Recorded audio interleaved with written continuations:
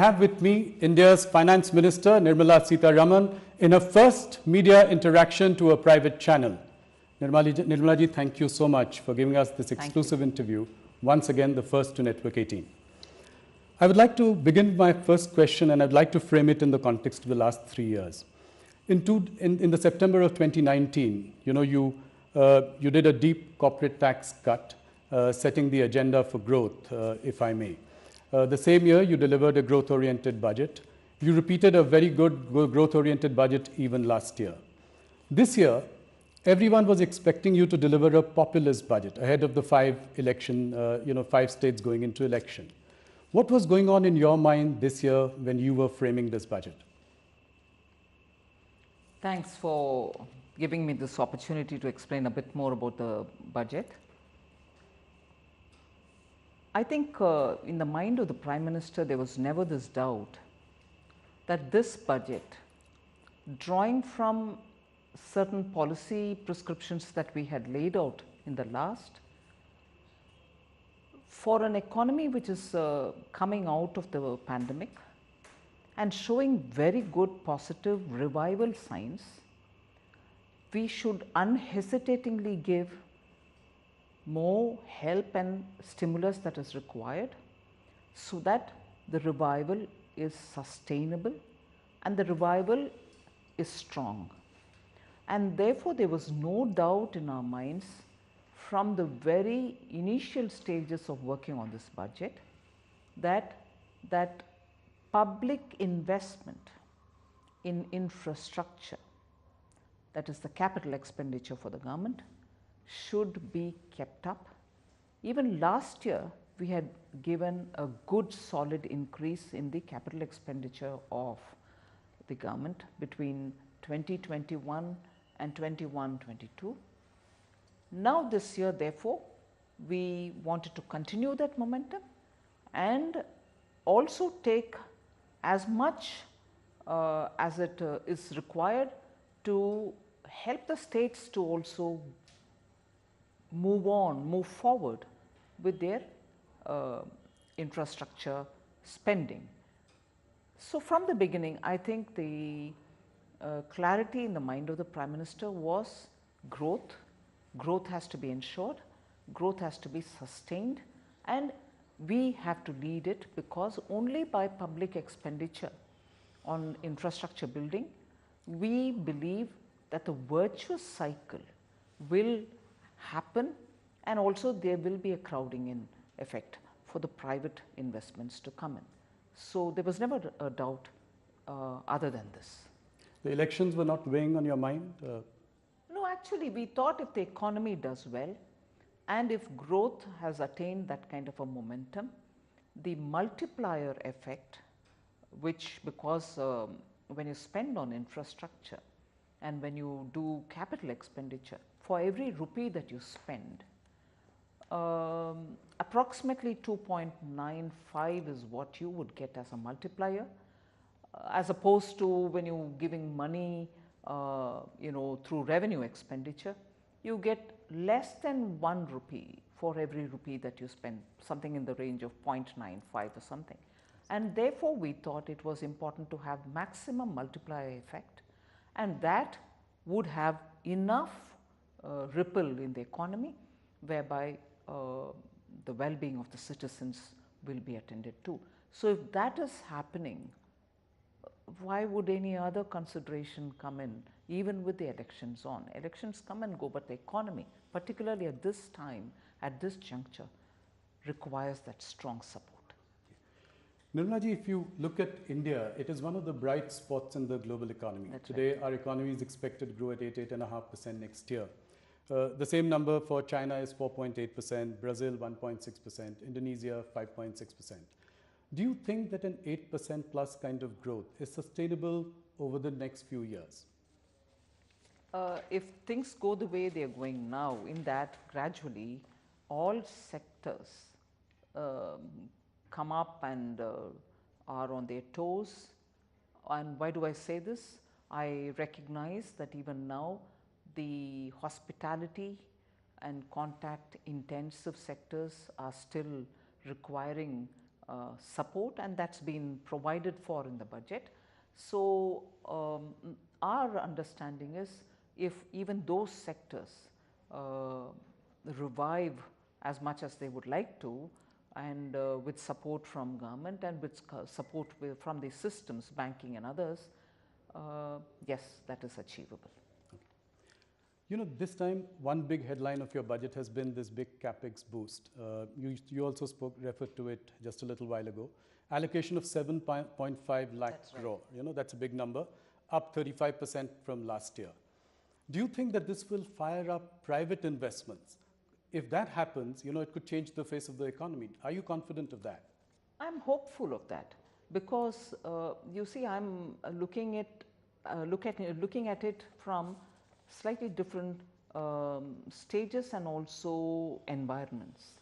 In 2019, for instance, when we brought in the reduction in the corporate tax and brought it down to such level which was globally probably the lowest or probably one of the few lowest rates, we that year were sort of reminded saying your corporate tax revenues have gone down, you saw it's not going to help and so on.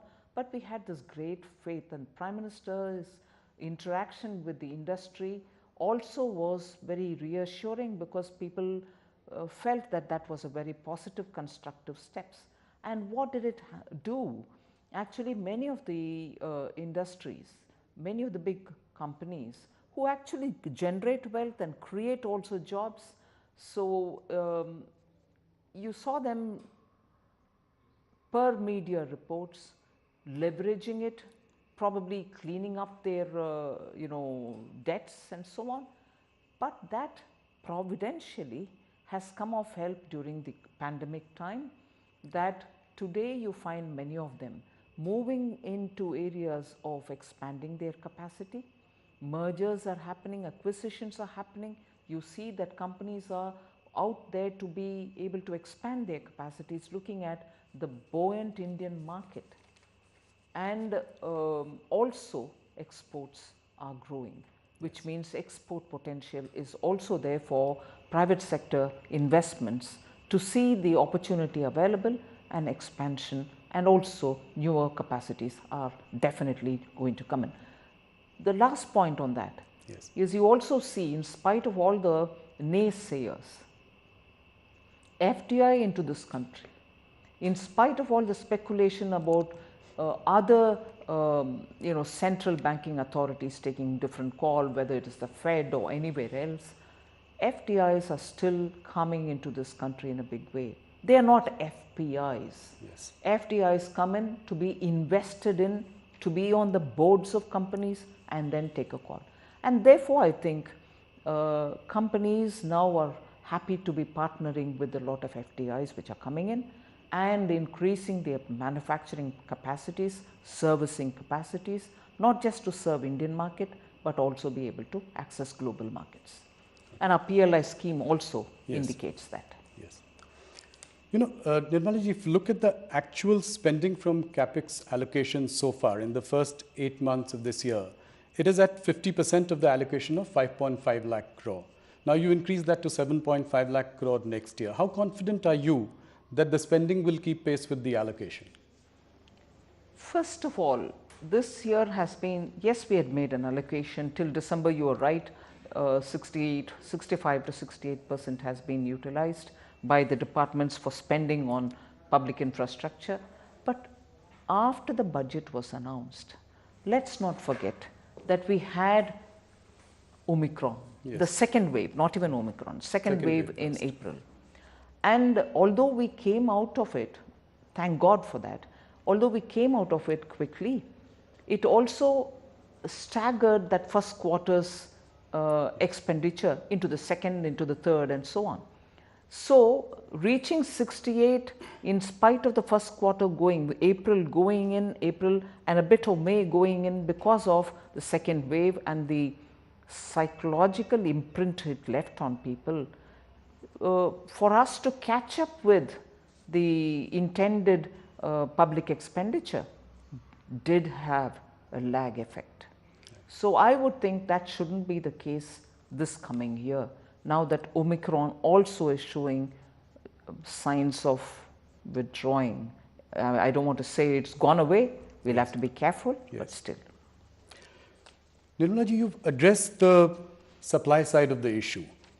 I come to now the demand side. The big issue is how do we really revive demand? So you've got your large capital expenditure program chalked out.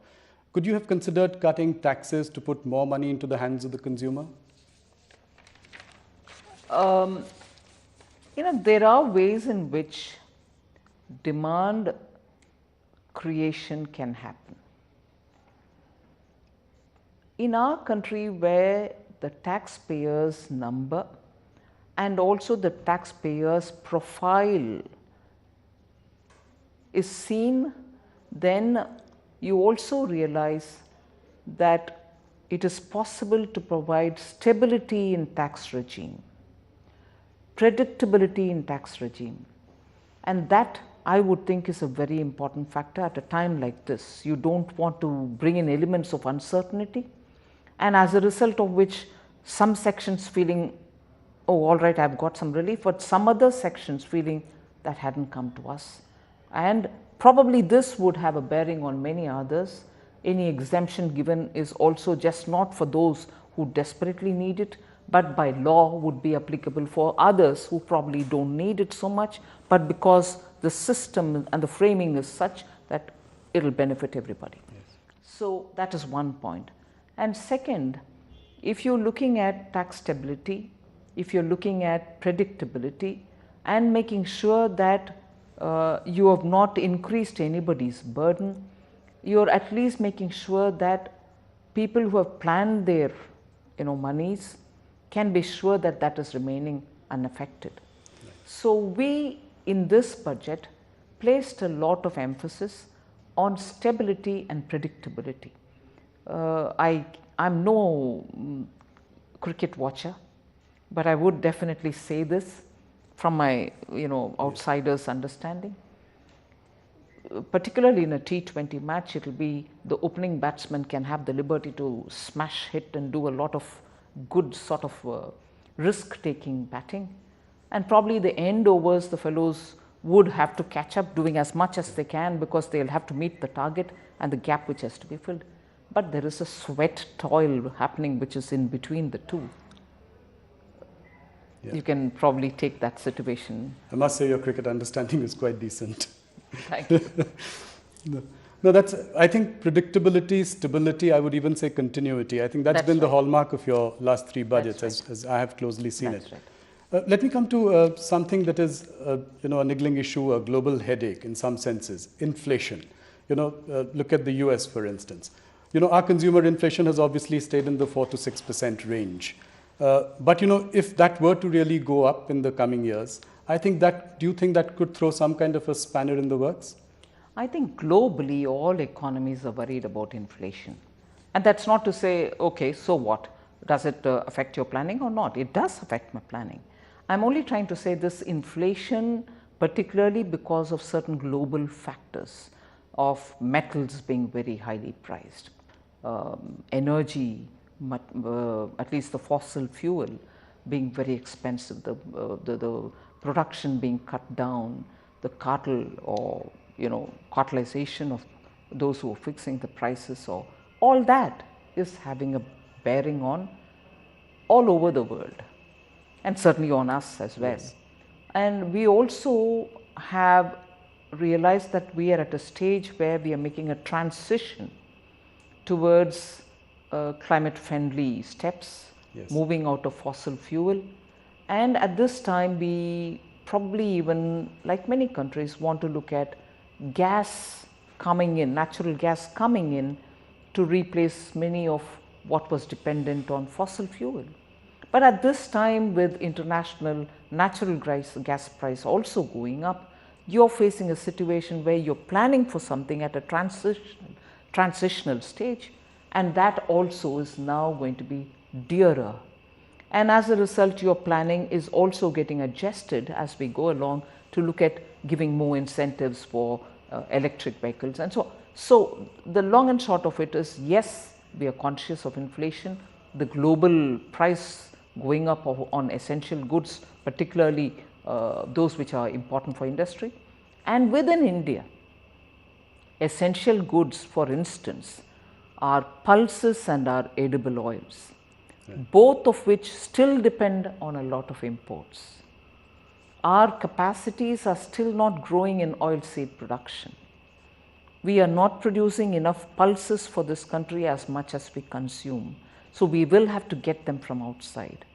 And therefore, simultaneously increasing, we have given some incentives for, or we have a scheme through which oilseed production will be encouraged, but still even then we have to keep importing oil, crude edible oil or refined edible oil.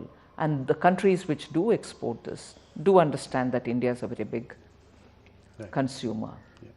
I'll come to oil in just a moment. Just before that, the Fed Reserve has indicated raising interest rates this year.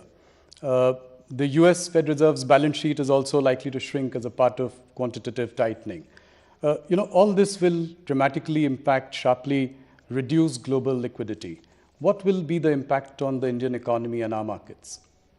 Well, I think if I can be fair in saying, since last 6 months, the Reserve Bank has been very keenly watching, and also the fora, the international fora in which both the Reserve Bank and Ministry of Finance meet with the international leaders, whether it is the G20, whether it is the World Bank, IMF meet. We've all been closely in discussion with countries to understand how this is going to play out. The lessons learned from the taper tantrum of 2000, post-2009 crisis, taper tantrum of 12-13, the lessons learned out of that are very fresh in our mind. So we are being sure that none of that will happen. We wouldn't leave all doors open like the way it was done earlier. We are watchful, and we should make all necessary steps progressively leading towards it, so that our economy remains protected to that extent. Some reports I read, they think that you are a risk taker. This was a budget where you've taken significant risks. You agree with that assessment? I'm glad to know, because earlier I thought the commentary was, no, this team is not yet, and I'm glad Honorable PM referred to it yesterday, saying that this very team about which there was this very critical observation that they can't deliver. I'm not saying I have delivered, but we are very clearly working towards making sure that Indian economy rises from this trouble. So, well, if I'm a risk taker, good enough. Yeah, that's your humility, what you say. I'll come to oil prices, which you just touched upon. So, with the oil prices at 90 a barrel and with the Ukraine situation that we are aware of, do you think this will put a strain on fiscal management?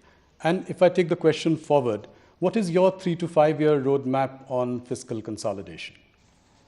I think we've recognized and reiterated in this budget that the fiscal roadmap which was given in the last year's budget is something which we respect.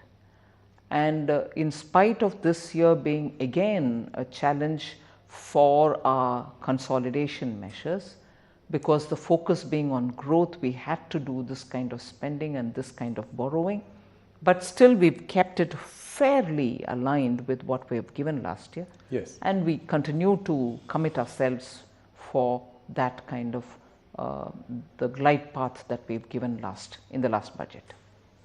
So you are confident that over the next 3 to 5 years you will be able to rein it in as... Yes, because partly you also see that revenue buoyancy has improved. Yes. People might keep commenting on non-tax revenues, not adequate is happening, or even for that matter talking about tax to GDP ratio, that the tax base is not widening. I'm very glad to say that the ministry, particularly both the CBDT and the CBIC, are working very gently towards widening the tax base. All this will help me to have a bit more fiscal room to operate. Okay. You know, I think that the Air India privatization was a big achievement for this government.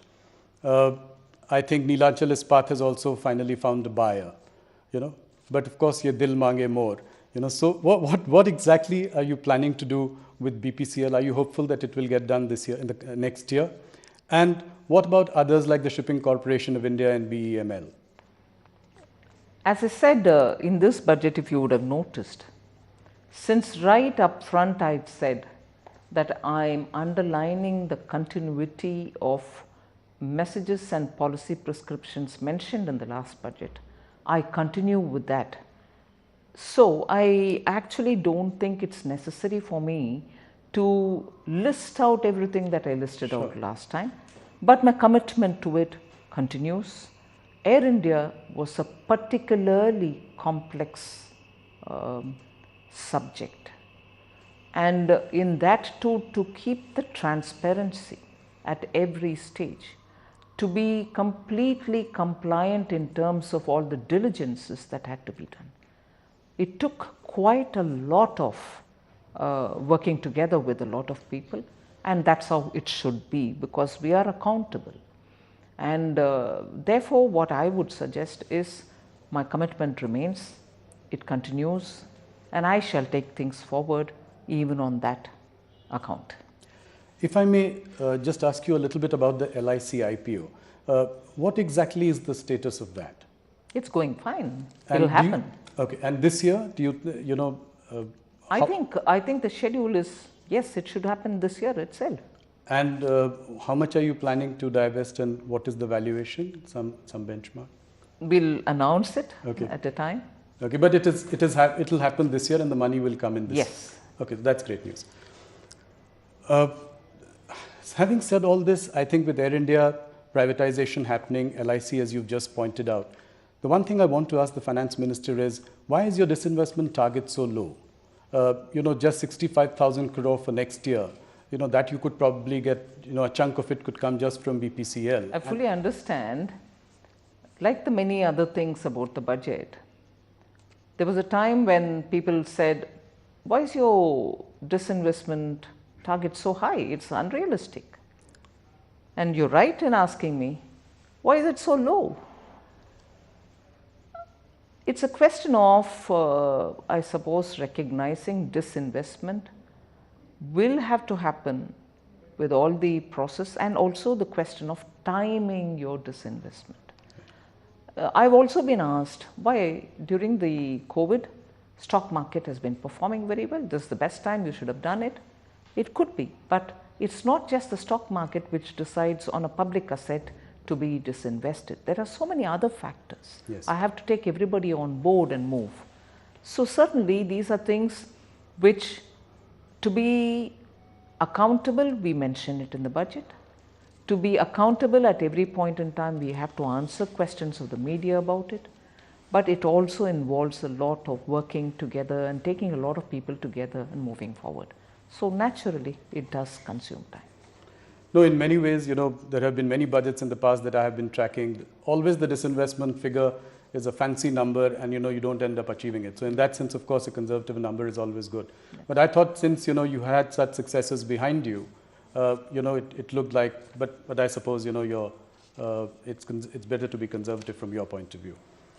The other big headline, and, you know, everyone is wanting more from you on that, is the digital currency by RBI.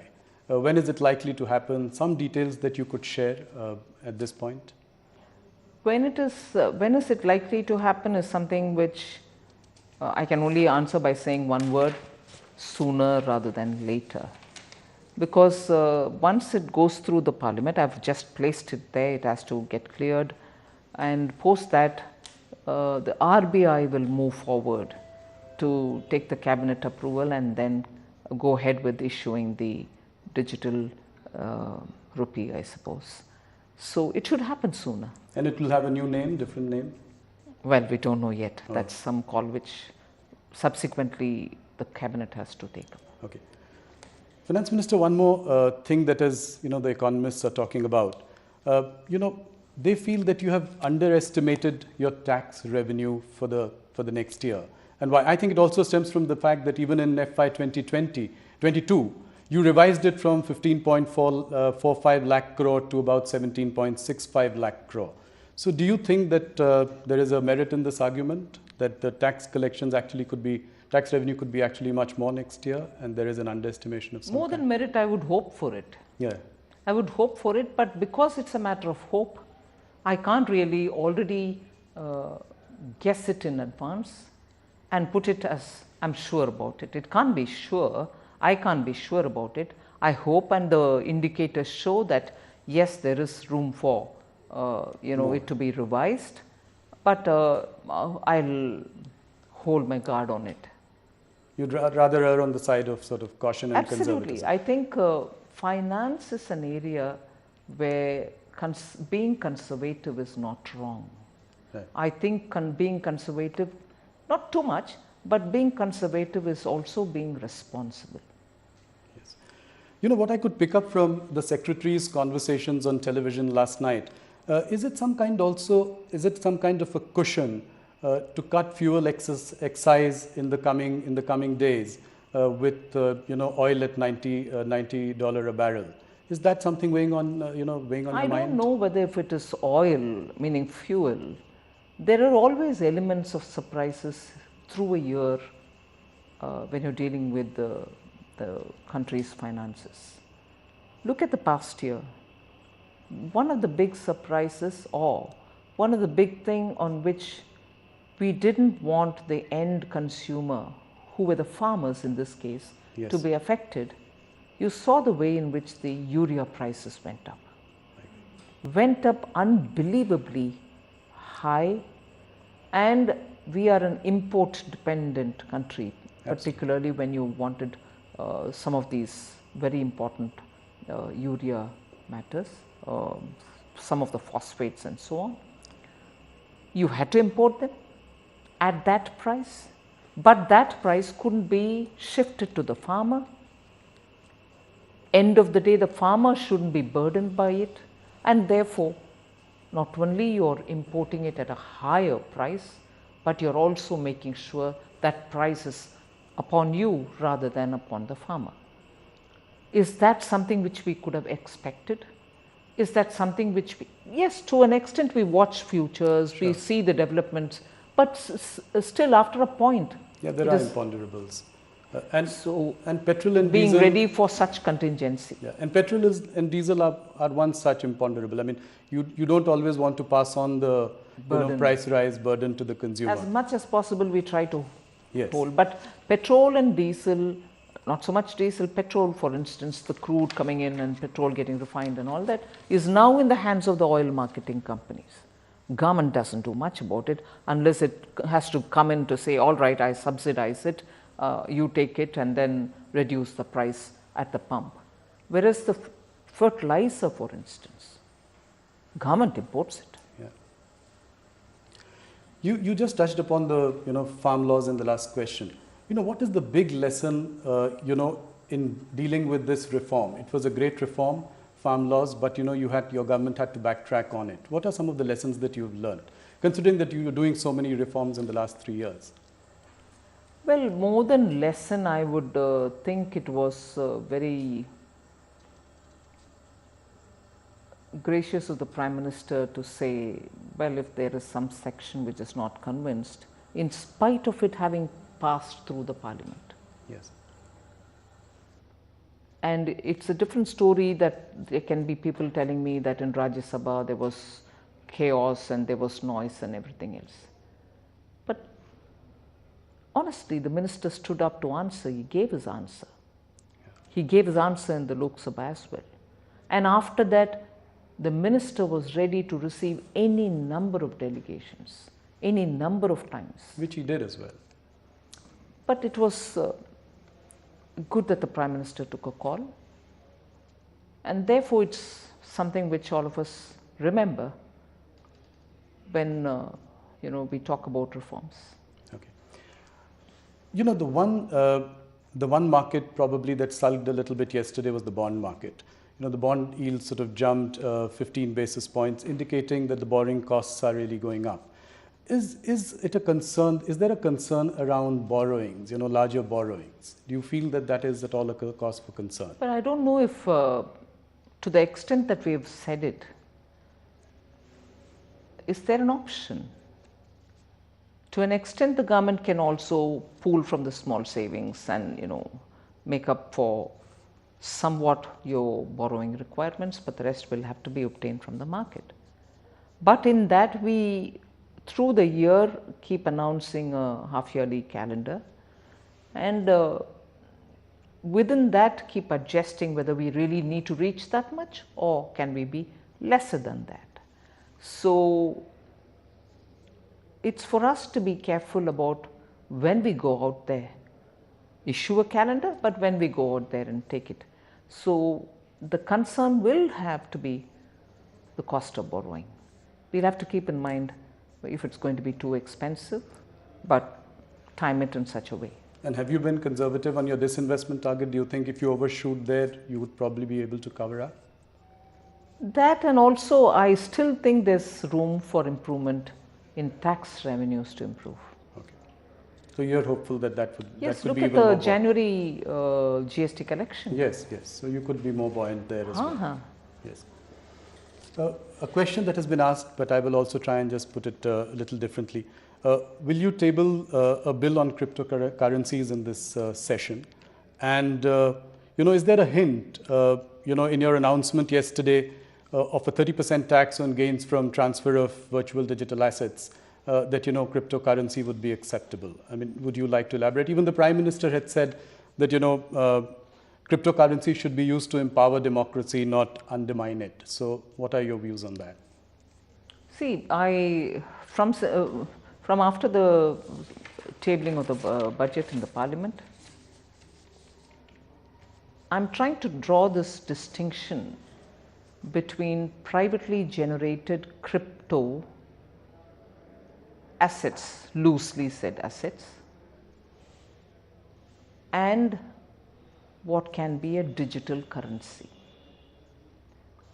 Now, private people, creative with digital knowledge, using the blockchain technology and the distributed ledger technology, can always create, but that cannot be the currency. They are some kind of assets. We don't know, we can't define it. I'm not going to define it here. We are consulting, doing a lot of wide-ranging consultation on it. Currency it would be when the Reserve Bank of India, the central bank of any country for that matter, but Reserve Bank in India issues it. So that is why we've gone to the Parliament to say, we put the proposal there to say that the central bank, the Reserve Bank of India, would issue a digital currency. Whereas what happens outside, because they are transactions yielding certain kind of profits, we decided to go ahead with taxing them in the meanwhile. But post the consultation, I will certainly be coming up with a bill. Whether that's possible within this session or not is something which I'll have to see. On regulating cryptocurrencies, the bill? I don't know what kind of bill will come, okay. But will it be a bill or will it be, I don't know yet. I'll have to see what the consultation yields. Okay. India has emerged as the third largest ecosystem for startups. I think our startups have done brilliantly well. In the last 3 or 4 or 5 years, we are talking about valuations of 10, 15, 20 odd $billion, each company. So, and you have, you've set up you've proposed to set up an expert committee to look into this. Venture capitalists and private equity investors have invested close to $70 billion last year. The figure could touch 100 billion this year. So I think a really, absolutely monumental achievement in many ways. Could you elaborate a little bit on what this expert committee will do, who will be the members, and what is your vision for the startup ecosystem for India?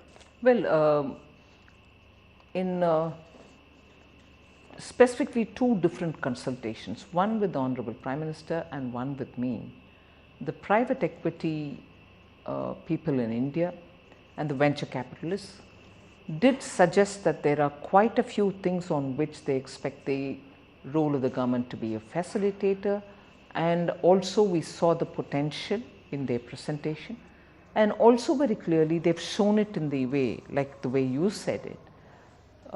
They've supported quite a few IPOs, supported a lot of startups, and therefore the way in which and the speed with which several of the Indian startups could become unicorns, the idea, the innovative ideas they have are so substantive that funding has reached them. But the funding exists in India, and that funding reaches them is the message that I want to, that particular point is what my attention is on.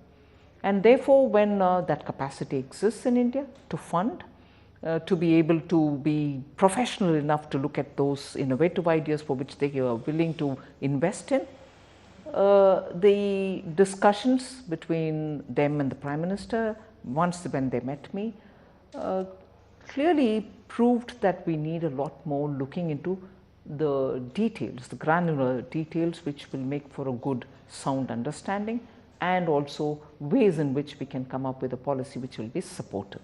And therefore, the budget has come up with the suggestion that we'll form a committee of people who are well versed in that area, who can sit and engage with the private equity people and also with the venture capital leaders and give us some thought. We've not decided on the names as yet. Okay. Any sectors that you have in mind which deserve a push? No, I want the committee to have full play in it and for them to come. And this committee will work with you closely? They will be working first of all with the private equity leadership and also with the venture capitals, okay. And then they'll come back. They'll come to the government. Yeah. Okay. What about fintechs and digital payments? They are another very, very important core area. What is the government's vision and roadmap for digital payments, and how do you look at neobanks? First of all, on the digital payments, is there something which I need to say? During the pandemic, yes. Look at how Indian citizens, people like you and me, have readily accepted digital payments as a medium through which they can run their daily lives. And in this, there is no difference between rural or urban, women or man, or educated or semi-literate, none of that. Yes. Truly democratized digital environment, and in that we were also successful in being able to reach out to every eligible citizen during the pandemic when the Prime Minister wanted monies to be given to them to meet up with any exigency that might arise. When even developed economies were looking at people to go deliver checks doorstep, yes. We didn't do any of that. We had accounts directly receiving the money. So India has shown great strides in the payment ecosystem, in democratizing digital adoption, digital ways of payment becoming democratized. Now this is a very big message which we'll definitely have to leverage when you're talking about India and the rest of the world. Other than that, in yesterday's budget itself, look at the various digital matters that I've spoken about. Digital university, yes. Digital education at the primary level as well, digital payment system which we already address, digital ways of registering your property from wherever you are in India. If a property is in X state whereas you live in Y state, you can still do it digitally. Digital ways in which you're recording the contours of properties, e-Shram portal where labor is getting registered. All this is digital. You're also talking about Aadhaar anyway, where we've reached near saturation.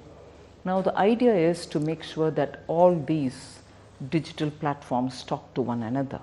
They should be able to communicate better and bring in that interlinkage between these.